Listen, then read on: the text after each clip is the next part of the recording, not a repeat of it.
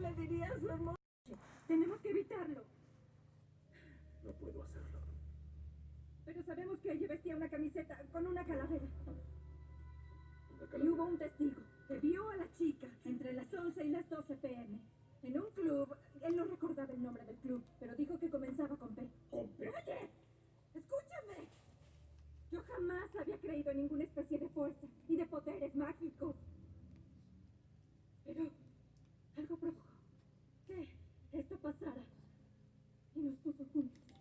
Mi esposo fue quien procesó a tu hermano. Nada es coincidencia. Todo está conectado. Fue lo que dijo Marjorie. No, esto no puede estar pasando. No es posible.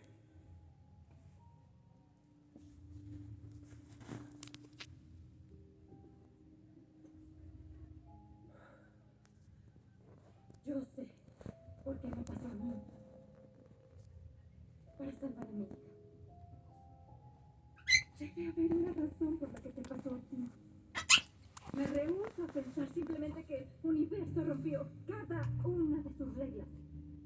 Solo para que Nico Jackson tuviera más semanas para hacer una protección de la sala.